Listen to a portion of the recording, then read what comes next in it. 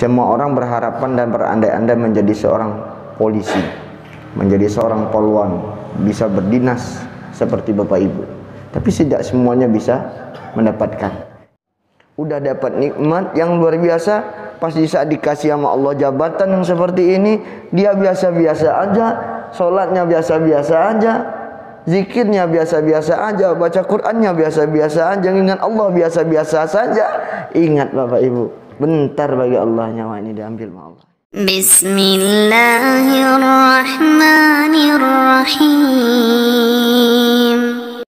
La ilaha illallah Muhammadun Rasulullah alaihi salatu. Bismillahirrahmanirrahim. Assalamualaikum warahmatullahi wabarakatuh. Alhamdulillah alladzi nahmaduhu wa nastaghfiruhu wa na'udzu billahi min shururi anfusina wa min sayyiati a'malina. May yahdihillahu fala mudilla lahu wa may yudlil fala hadiya lahu. Asyhadu an la ilaha illallah wahdahu la syarika lahu wa asyhadu anna Muhammadan abduhu wa rasul la nabiyya ba'da ma ba'd. Allahumma salli wa sallim ala hadal nabil karim sayyidina wa habibina wa safiina wa maulana Muhammadin wa ala alihi wa sahbihi ajmain. Yang saya hormati Bapak Ibu, para perwira, dan juga ada Kabaop di sini, ada Kasat Deskrim, Kasat Intel, dan juga yang lainnya. Alhamdulillah. Saya agak telat disebabkan kepolisian hari ini lagi pengaturan lalin ya, baik di Sago tadi saja juga. Masya Allah, semoga Allah menjadikan kita semuanya yang hadir hari ini hamba-hamba Allah yang dicintai Allah dan dilindungi oleh Allah Subhanahu wa Ta'ala dalam setiap langkah dan setiap harapan kita. Amin ya rabbal alamin. Bapak Ibu yang saya hormati, semoga Bapak Ibu yang mendapatkan nikmat yang luar biasa bisa menjadi polisi, ini bukan harapan yang sangat luar biasa lagi, tapi lebih luar biasa diberikan Allah nikmatnya. Semua orang berharapan dan berandai-andai menjadi seorang polisi, menjadi seorang polwan, bisa berdinas seperti Bapak Ibu. Tapi tidak semuanya bisa mendapatkan. Intinya apa? Allah sudah titipkan sesuatu yang tidak bisa orang lain gambarin. Cuman Allah bilang, ketika aku kasih engkau tuh amanah, sanggup nggak sih jalanin amanah ini? Orang lain berlomba-lomba dulu masuk ke dalam sebuah kepolisian. Ada ribuan orang dari Indonesia ini semuanya. Sumatera Barat gitu juga begitu ramai. Gak tahu-tahunya kita lolos jadi seorang polisi. Nggak nyelang berapa tahun, 3 tahun, 5 tahun, 8 tahun, dan kita diangkat lagi menjadi ini, menjadi itu, diterpa ke tempat-tempat yang sangat luar biasa. Betul nggak Pak? Tapi ada sesuatu yang menjadikan kita biasa-biasa aja. Maka inilah orang-orang yang merugi. Udah dapat nikmat yang luar biasa, pas di saat dikasih sama Allah jabatan yang seperti ini, dia biasa-biasa aja, sholatnya biasa-biasa aja, zikirnya biasa-biasa aja, baca Qur'annya biasa-biasa aja, ingat Allah biasa-biasa saja. Ingat Bapak Ibu, bentar bagi Allah nyawa ini diambil sama Allah. Nah, terus apa sih pembahasan kita hari ini? Pembahasan kita hari ini Bapak Ibu, 6 perkara yang akan merusak amal kita. Ini di saat-saat kita seperti ini nih. Masalahnya hidup ini nggak nentuin sehat Bapak Ibu, nggak nentuin hidup. Kaya miskin Bapak Ibu, jabatan di bawah, nggak dipikirin sama Allah. Kalau udah tiba waktunya, kata Allah, ku jemput ya ku jemput, ku panggil ya ku panggil. Maka berdoalah, astajibu lakum lidu'akum, selagi engkau mau meminta sama Allah dengan sungguh-sungguh, dengan hati. Kadang orang minta sama hati itu sekarang apa ya? Lisannya berbicara, hatinya menolak. Ada seperti itu. Supaya berjumpa Allah ini nyaman, ada satu hal yang harus Bapak Ibu ingat. Dari satu hal ini apa? Hal ini ketika engkau sudah melakukan kebaikan, terus kebaikanmu didinai oleh Allah Subhanahu wa taala biasa-biasa saja, merusak. Ibaratkan kita ini menanam sebuah pohon, kita ngambil air tapi di bawahnya bolong. Angkat juga air tapi jaraknya jauh dari sini ke tempat kita upacara lah, lapangan kita itu, tempat apel. Bawa air tapi di bawahnya bocor. Tiba di sana airnya kurang. Seperti itu amal ibadah kita terus. Nggak mungkin nih Pak Ibu. Pagi, siang, pagi, petang sampai malam, taman awak tidak bisa melakukan itu. Terus apa pembahasannya? Satu, dalam Al-Quran juga menjelaskan dalam surat Al-Hujurat yang ke-12. Kita dasarkan dulu yang pertama. Apa itu? Al-istiqlal bil uyubil bi khuluqi. Sibuk dengan aib orang lain. Caranya, apa untungnya sih kita ngetain orang? Emang dengan Bapak Ibu ceritain orang bisa selamat tuh orang? Enggak juga kan? Dengan ibu menceritain aib teman ibu demi dapatin satu tempat posisi, ibu tahu nggak dapat apa Bapak Ibu? Nggak dapat apa-apa. Ngabisin waktu nggak sih? Semakin ada orang yang ceritain dirinya sama kita, sifat kita dua cuman mendengarkan, kedua kalau diminta nasihat baru kita kasih, ketiga nih diem, nggak boleh kita kasih tahu lagi sama yang lain. Kebanyakan kita tidak, kita cari terus. Kalau dalam surat Al-Hujurat namanya tajassasun, mencari-cari kesalahan orang lain tapi tak pernah melihat kesalahan dia sendiri. Gajah di pelupuk mata itu jauh tuh, di ujung sana itu pulau jauh, tapi tungau di pelupuk mata nggak kelihatan. Salah orang paling besar kita lihat itu, tapi salah diri kita nggak pernah kita baca. Pernah lihat cermin nggak? Cermin itu nggak pernah bohong, Bu. Cermin nggak pernah bohong, nggak pernah nuntut kita. Kayak apa Bapak Ibu pakai baju sampai pagi sampai petang kayak gitu kata cermin. Kecuali Bapak Ibu yang lakukan kesalahan sendiri. Maka kata Allah Subhanahu wa taala, apa kata Allah? Ya ayyuhalladzina amanu ijtanibu katsiran man zanna inna ba'da zanna. Jangan cari-cari kesalahan orang lain. Jauhilah kata Allah berprasangka buruk sama orang. Saya tanya, saya sendiri Bapak Ibu yang ngasih ini, ada salah nggak? Ada. Balik sama diri Bapak Ibu, sebelum cari kesalahan orang, cari kesalahan kita dulu. Mana lebih banyak nih kesalahan saya sama kesalahan orang? Oh rupanya salah saya lebih banyak pula dari kesalahan orang, kesalahan teman kita, saya kantor dengan kita, saya ruangan dengan kita. Oh lebih banyak saya ini. Kalau sudah tahu kita punya banyak salah, demi Allah, demi Rasulullah, besok-besok kita nggak mungkin ngomongin orang. Apa yang kita ngomong cuman Subhanallah, walhamdulillah, wa la ilaha illallah. Yang paling banyak kata Rasulullah orang yang akan masuk surga adalah orang-orang yang mengucapkan astaghfirullahaladzim, minta ampun sama Allah. Paling banyak ini Bapak Ibu. Hari ini kenapa sih banyak dosa kita? Karena kita berprasangka buruk sama orang. Dan jangan menjadi jasus. Kalau jasusnya ada dua Ibu. Kalau jasus ini Bapak Ibu di dalam kepolisian namanya intelijen, ya kan? Kalau di dalam bahasa Arab tajassasus. Tajassasus artinya mencari-cari kesalahan orang. Tapi maksud mencari kesalahan orang lain yang buruk. Bah intelijen juga yang buruk. Tapi untuk kemaslahatan masyarakat. Tapi mencari kesalahan pribadi temanmu sendiri itu bukan untuk kemaslahatan masyarakat. Untuk dirimu. Bedakan dua posisi ini. Mulai hari ini stop. Saya nggak mau lagi dia cerita naib orang.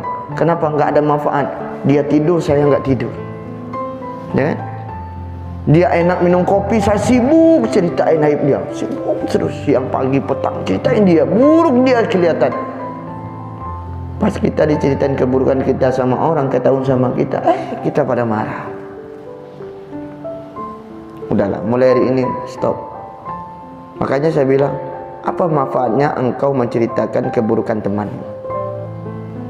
Seberapa pentingnya keburukan temanmu bagi dirimu? Kalau tak penting, keburukanmu yang harus engkau perbaiki. Kalau engkau sudah merasa baik, lebih baik lagi langkahmu ke depan untuk berjumpa sama Allah. Ini lebih baik. Jangan sampai kita menjadi hamba yang merugi. Wal asr innal insana lafi khusr. Demi masa besok ini kita jumpa Allah. Ingat Bapak Ibu, setiap tulisan di Facebook pun akan kita pertanggungjawabkan nanti. Setiap tulisan kita, setiap lisan kita pertanggungjawabkan nanti. Ibaratkan sama HP ini. Saya tausiah hari ini, nanti sebentar lagi kita bisa nengok lagi hasil tausiah kita, betul nggak? Sama hidup kita sekarang. Hidup kita ini sudah seperti kaset, sudah seperti video seluruhnya. Tinggal video itu kita tonton sama-sama. Ibu cerita di mana, berbuat kesalahan di mana, bapak buat kesalahan di mana, ibu buat kesalahan di mana, akan kelihatan nanti semuanya. Enggak bisa ngilak lagi. CCTV Allah itu sudah berjalan saja, kita balik dan berakal. Maka menangislah kita hari ini, bersedihlah kita hari ini. Setiap amal kita sudah terkuras karena hanya mencari-cari kesalahan orang saja. Enggak akan dapat naik pangkat kita di mata Allah, malah pangkat kita turun terus. Kalau di dunia boleh naik pangkat, Pak. Namanya orang seperti itu, terjasus itu penjilat, Pak. Bermuka dua. Di depan dia baik sama kita, teman kita. Di belakang, Masya Allah, na'udzubillah. Kalau ada kayak gitu, kata Rasul, carilah teman yang benar-benar paham kepada kebaikan dan ngajak kamu tentang sebuah kebaikan. Kenapa? Temanmu itu mencerminkan agamamu sendiri. Kalau temanmu tukang hasud, engkau akan terbawa hasud. Kalau temanmu tukang gunjing, engkau akan terbawa gunjing. Kalau temanmu sukanya mencari-cari kesalahan orang, maka dirimu juga akan terbawa ke sana.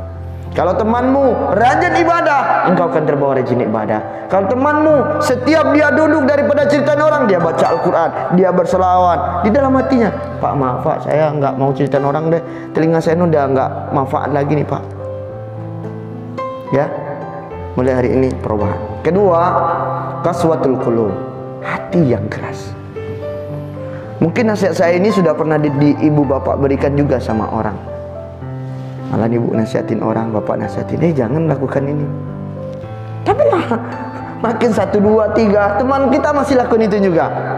Apa sebab? Qaswatul qulub, hatinya keras hati dia, nggak nerima Pak Ibu. Contoh, saya mau nanya sama bapak ibu, ada azan, ada HP, mana yang lebih penting kita, azan atau HP? HP kita duluan, ya kan? Ketika azan, mana yang lebih enak, musiknya HP ketimbang musiknya azan? Azan ini musik juga ini, panggilan Allah. Contoh, Allahu Akbar, Allahu Akbar, Allahu Akbar, Allahu Akbar. Asyhadu an la ilaha illallah. Apa yang terasa di hati kita? Insya Allah, ini Allah nggak manggil nih. Allah manggil. Kalau hatinya merasakan Allah manggil, dia nangis itu di batinnya. Waduh, gimana nih Allah? Apalagi dia sendiri yang azan dengan hatinya. Asyhadu an la ilaha illallah. Rasain. Bapak Ibu yang dirahmati Allah, keras hati itu disebabkan apa sih? Pertama, maksiat. Apa sebab? maksiat. Apa maksiat? Contoh kayak tadi Allah panggil, datang, masuk. Kita kalau dipanggil sama Pak Polres, kita semua datang, Ibu. Siap, salah. Tapi sama Allah nggak pernah kita bilang siap salah, betul nggak? Ini maaf ya kedengaran semuanya. Datang Bapak Polres, ketika kita ada salah, siap salahan. Sama Allah coba, siap salah Allah, tadi saya lupa salat subuh. Siap salah Allah, tadi saya lupa sedekah.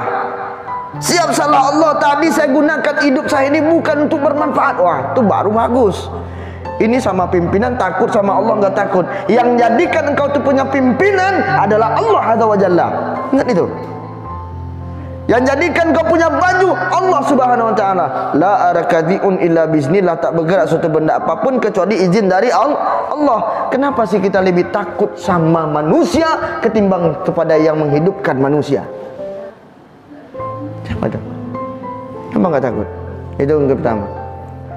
Apa penyebabnya? Maksiat. Lebih menghormati manusia ketimbang kepada yang memberikan penghormatan.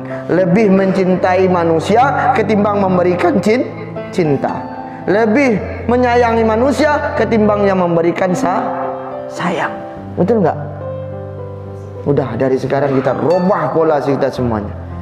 Khatamallahu ala qulubihim wa ala sam'ihim wa ala absarihim gishawatu wa lahum adabun adim. Dia punya hati tapi pura-pura nggak punya hati. Banyak nggak hari ini, Pak? Jelas-jelasnya temannya sakit ini. Bang, tolong bang, mohon bang. Dia nggak percaya juga. Kadang-kadang nggak percaya kan ada alasan. Karena sering bohong juga. Ingat Pak Ibu, ini kekal dalam neraka bagi orang bohong. Walladzina kafaru wa kadzdzabu laika ashabun nar hum fiha khalidun. Orang yang berdusta dengan ayat-ayat Allah, termasuk dia dustakan dirinya dengan lisannya, khalidina fiha abadan, kekal dalam neraka. Hati-hati Pak, jangan sampai kekal kita dalam neraka karena berbohong. Ya, wa ala sam'ihim, dia punya telinga, dengar. Banyak para ustaz, banyak para kawan-kawannya dari dalam kepolisian juga ada ustaz, Pak. Saya lihat di Polda kemarin ada Bang Budi.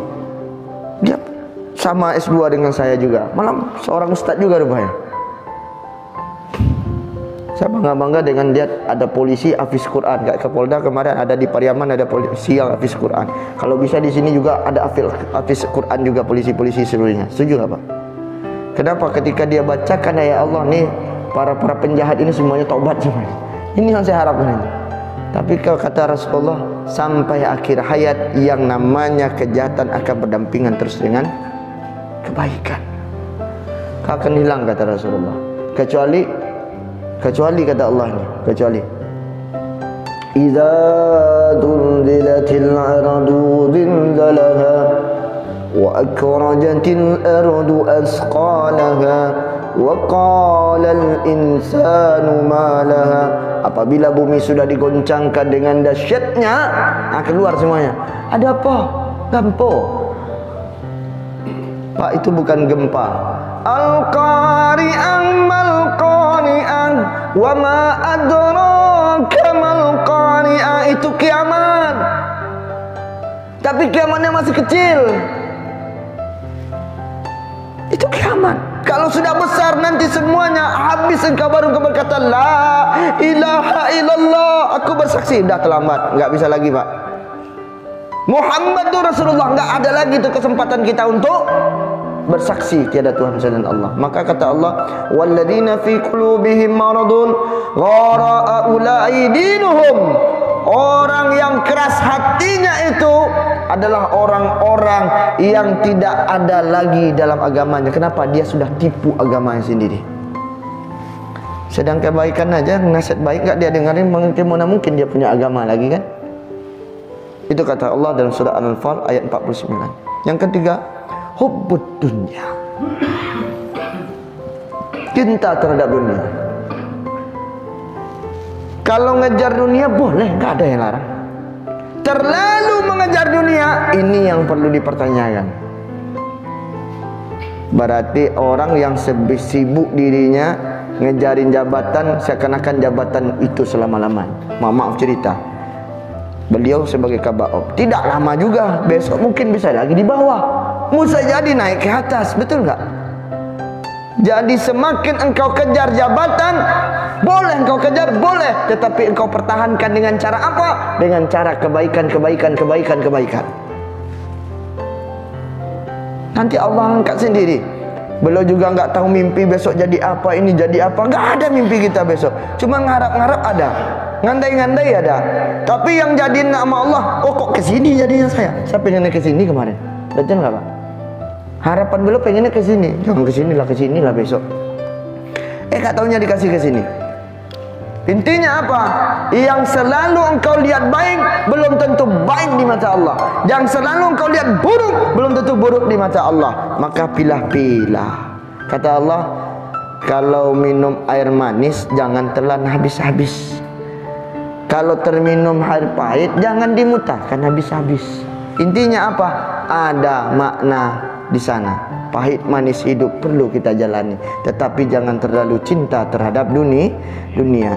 Dalam surah Asy-Syura ayat 20 Allah sampaikan, man kana yuridu arasal akhirah nadzalahu fi arisi minan kana yuridu arisad dunya.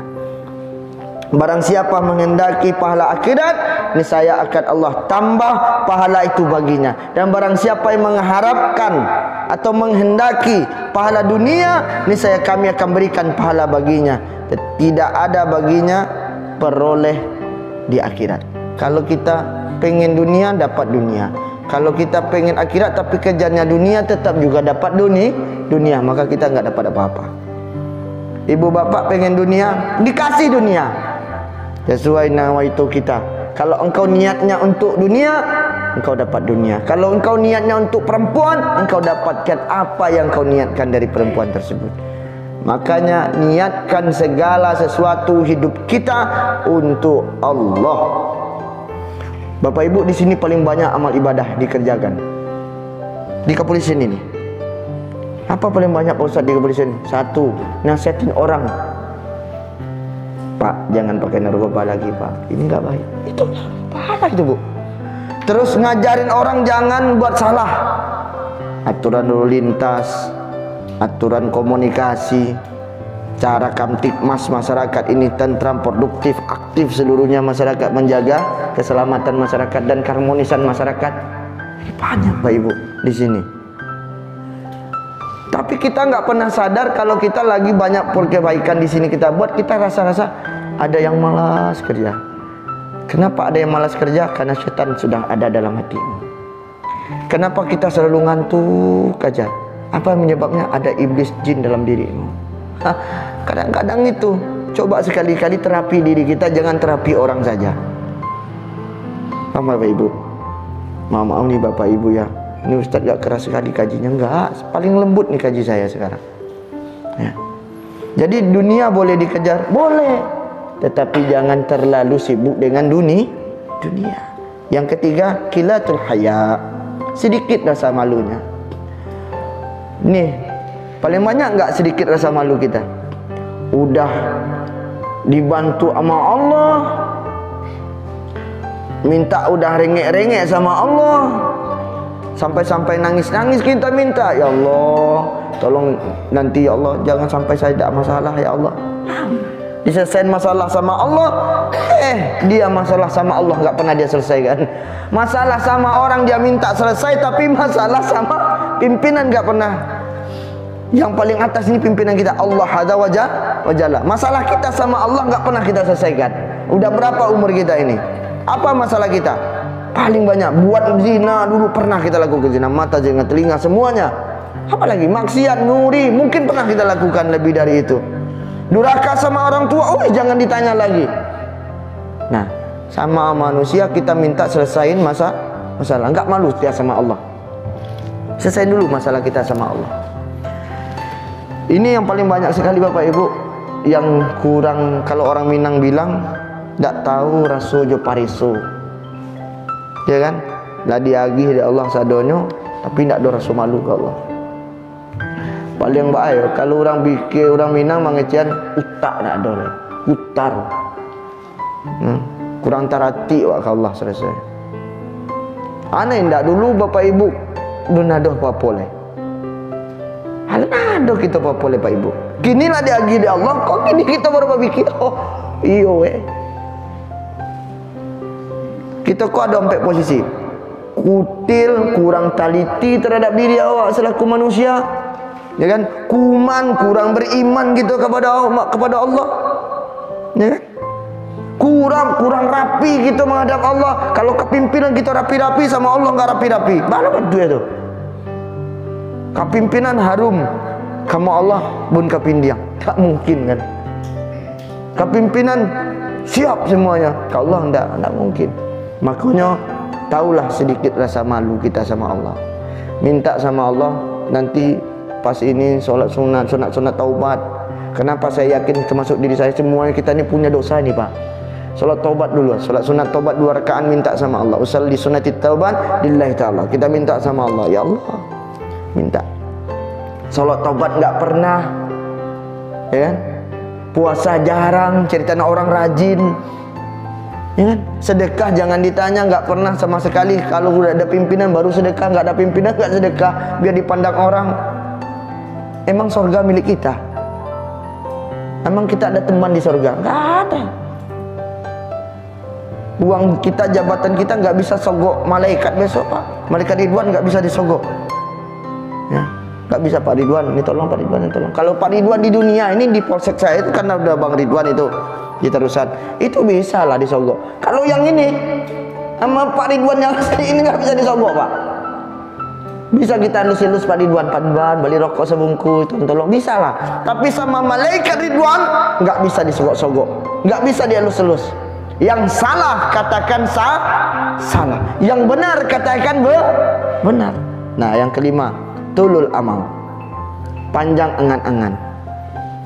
Maka kata Allah kepada Nabi Muhammad, ya ayyuhal mudaththir qum fa'anzir wa rabbaka fakabbir wa siyabaka fatahhir. Hei, bangun. Nih Pak Ibu, diri kita ini sedang tertidur ini Pak.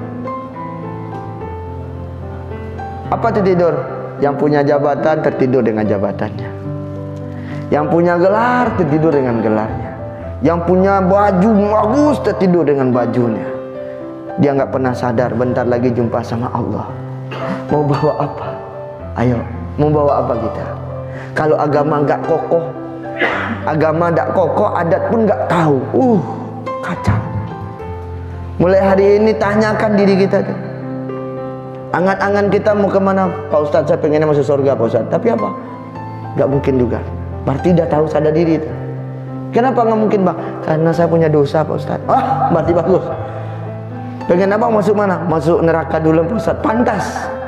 Kok pantas Pak Ustadz? Ya iyalah, kan tadi ngakuin punya dosa. Sama beli dengan mobil dia beli baru, pasti servisnya setiap hari. Tapi mobil ini sudah lama nggak pernah diservisinin mobil. Maka nanti sama dengan kita. Kalau rusak mobil kita yang kita pakai yang paling lama 80, 70, 90. Contoh, umur kita paling lama 99-an. Ya kan? Atau paling lama lah kita taruh paling kecil 95. Umur 95, hidup kita 5 menit aja kita hitung. 5 menit 5 detik. Ya kan? Umur 5 menit 5 detik, hitung cuma tinggal 1 detik hidup kita di dunia ini sebenarnya. Cuman kita nggak pernah pikir-pikir, nggak pernah nyadar kalau umur kita sedetik di dunia ini. Bu, jalan ke sana Pak, baru 1 langkah tuh 1 detik itu sudah dipanggil sama Allah. Pernah lihat nggak teman kita cuman jatuh di WC doang, mati langsung. Ya. Terus kita nggak pernah sadar-sadar juga. Jangan panjang angan-angan. Sama dengan masuk neraka. Besok masuk neraka itu kata Rasulullah, masuk dulu, setelah itu ada tanda. Bukan di dunia tandanya Pak. Tanda itu bukan di dunia, karena saya rajin biar dipandang orang, tanda dikasih. Saya bisa tanda Pak di kening. Di tanda yang sebenarnya itu ketika sudah masuk dia dalam neraka, dia keluar ada tanda di keningnya. Tanda hitam bekas. Kalau koko lalape dari servis Awak pandai jangan servis hati kawan dulu kawan. Servis diri kawan-kawan. Tapi awak sendiri tak pernah menservis hati awak, pikiran awak, jiwa awak, jantung dan seluruhnya. Bagaimana mungkin awak dapatkan keberkahan? Jangan berandai-andai. Berangan-angan itu jangan. Angan-angan itu sifat mimpi. Bangun, kum fa'anzir, warabaka faqabir.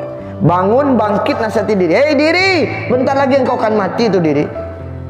Hei diri, mati kita ini nggak nanggungin tentang sehat, sakit, tua, muda. Mati kalau pun jatuh, membang pun jatuh. Mati gitu berangkat. Kalau sudah tiba sang ajalnya, sang pemilik ajal ini jemput, sang pemilik nikmat ini jemput, udah mati kita. Maka kata Rasulullah, perbanyak-banyaklah mengingat yang memberikan nikmat. Terakhir, dulmun la yahtihi, kezaliman yang tak pernah berhenti. Pak Ibu, zalim kita ini nggak pernah berhenti. Mau dibacain sama ustaz, banyak ayat dibacain. Allah ya'lamu ma khalaq wa huwa latiful kabir. Apakah pantas Allah yang menciptakan tidak mengetahui? Allah mengetahui, Pak. Jangan kira-kira Bapak Ibu Allah nggak tahu Bapak Ibu zalim. Termasuk diri saya nggak tahu, Allah tahu. Di mana Bapak Ibu duduk itu ada saksi besok. Dinding jadi saksi, ayat-ayat ini jadi saksi, lampu jadi saksi. Di mana Bapak Ibu cerita keburukan akan mendapatkan saksi besok. Kullukum ra'in wa kullukum mas'ulun ani ra'yah. Setiap kamu pemimpin, setiap pemimpin tanggung jawab itu. Bu duduk di atas kursi ceritain orang lain, aib orang lain, sifat orang lain. Ibu berduduk di atas kursi, bapak duduk di atas kursi, lakuin tanda tangan yang salah. Ingat tuh Bapak Ibu. Ingat kata saya ini. Jadi saksi, penamu jadi saksi, tintamu jadi saksi besok. Jangan kira-kira hari ini engkau bisa ketawa, engkau bisa tersenyum, kenapa engkau belum mati? Oh ya iyalah, benar. Tapi ketika sudah masuk dalam kubur, tertawamu tak bisa lagi.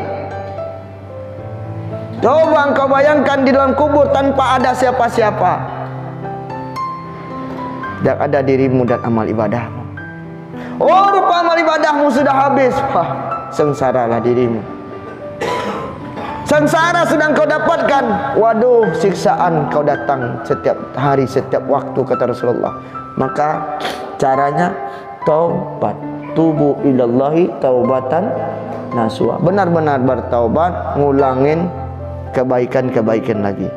Jadikan diri kita semakin fitrah. Perbuatan maksiat ini kan lebih hebat dari candu narkoba, Pak. Lebih hebat dari candu narkoba perbuatan maksiat ini. Apa sebab? Contoh, yang tukang gunjing coba Pak disuruh diam agak 1 hari, nggak boleh dia nyebutin nama orang, cukup diam, sulit dia tuh Pak. Contoh lagi yang kedua, yang suka tinggalin sholat, lalain sholat, coba Bapak suruh, Bapak kena semprot itu Pak. Saya jujur teman saya ada jamaah tablik itu, teman saya luar biasa Pak, nasihatin orang terus, nasihatin orang sampai dia dimarah-marahin, sampai golok, sampai ini, Masya Allah. Tapi orang itu ya datang ke masjid. Ini teman kita sekantor dengan kita, bang, sholat dulu bang, terlah, lanjutlah. Dia nggak sadar, abangnya ini, adiknya ini ngajak dia, atau adik lettingannya ngajak dia untuk sholat, supaya dia sadar, bang, bentar lagi abang mau mati bang, ayolah sholat. Pas kita bilang tadi, tadilah, pas tari tadi apa yang terjadi? Dipanggil sama Allah, Pak, mobil mewah besok nggak bisa ngantarin kita seluruhnya. Nggak dengan ini mobil kita Pak. Apa itu? Keranda. Tapi kalau mobil bunyinya bagus. Kalau keranda, la ilaha illallah, la ilaha illallah, sampai kalau kasih, betul nggak? Keranda Pak, nggak mobil. Baju bagus seperti saya ini besok nggak kayak gini, baju jahit nggak ada lagi. Baju putih, kain kafan. Apa lagi? Rumah, nggak ada lagi rumah yang bagus, kantor yang bagus. Yang ada cuma sesuai dengan ukuran tempat kita, berapa tinggi, berapa lebar kita. Aduh, tinggi. Apa lagi? Mau punya HP, mau punya ini, mau punya uang banyak. Pak, jangan percaya. Lebih baik sedekahin uangnya, transfer uangnya kemana? Ke akhirat. Lewat apa? Kasih anak yatim, kasih panti jompo. Kenapa? Besok udah mati nggak kita lagi yang pakai. Apalagi kalau istri dia lagi cantik, mati kita, diganti nih kawan jelek. Awak tidak bisa memakan. Tapi sehari ini saya kasih sedekah, sedekah, sedekah, sedekah, sedekah. Kenapa? Besok pas mati saya udah bisa punya harta paling banyak di akhirat. Hari ini total jabal uang saya 59 juta, saya mau sedekah agak 30 juta. Untuk apa? Untuk bisa dapatkan keberkahan. Ya, mulai hari ini sadarkan diri. Semoga Bapak Ibu itu ada enggak ayat sih yang mengatakan man la yatahzi ini, kezalim tak berhenti ini ada. Surat Al-Jathiyah. Dan apabila dia mengetahui sedikit tentang ayat kami, maka ayat itu akan diperolok-olokkan. Ibu, ada orang kini kau dapat ayat Al-Quran 3 buah, hadis 3 buah. Kami yang di pondok pesantren Perabek Bukit Tinggi sering siang hari, siang pagi, petang kerajo Pak meriko-meriko. Ini dapat ayat 3 ayat yang awal dari perolok. Kata Allah, orang yang merasa memperolok-olokkan seorang ulama dan pendakwah, dia tidak pernah merasa dia memperolokkan dirinya sendiri. Ya. Jadi ada 6 hal yang merusak amal ibadah kita. Yang pertama, sibuk dengan mencari aib orang lain, tak sibuk mencari aib sendiri-sendiri. Yang kedua, keras hatinya, enggak pernah latif dirinya, seakan-akan dirinya yang lebih hebat, seakan-akan dirinya lebih kaya. Yang ketiga, cinta terhadap dunia. Pada dunia ini sementara, fata morgana semata, penipu dalam mata kita. Bentar lagi kita akan masuk ke dalam tanah kita pertanggungjawabkan apa yang kita perbuat. Yang keempat, sedikit rasa malu. Hari ini sedikit rasa malu meninggalkan sholat biasa, enggak baca Quran biasa, enggak zikir biasa, padahal itu yang menyelamatkan dirinya. Yang kelima, tulul amal, panjang angan-angan masuk surga, tapi untuk ibadah enggak jalan, sedekah enggak pernah. Bagaimana surga akan dapat bagi kita? Neraka juga yang kita miliki. Yang keenam, kezaliman yang tak pernah berhenti-henti. Semoga saja Allah berikan ampunan kepada kita dan Allah jaga amal-amal kita. Jangan sampai amal kita habis karena persoalan diri kita sendiri. Bapak Ibu, saya punya gerakan 1000 Al-Quran. Alhamdulillah kemarin ada 2 orang dari sini, saya nggak menyebutkan namanya, sudah memberikan bantuan. Mohon kita bacakan Al-Fatihah dulu untuk beliau. Itu alhamdulillah dapat Al-Quran 102. Alhamdulillah. Malam dia sudah transfer, sudah kita belikan Al-Quran dan sudah sebagian sudah kita bagikan. Jadi kalau Bapak Ibu mau memberikan sedikit rezekinya untuk para musala dan masjid yang ada di pesisir selatan, kita punya gerakan 1000 Al-Quran. Silakan sumbangsinya nanti kita kirimkan lewat ke Kanda tentang pamfletnya, insyaallah ya. Semakin banyak orang baca Al-Quran, 1 ayat, 2 ayat, 3 ayat, 4 ayat setiap hari, insyaallah demi Allah ya.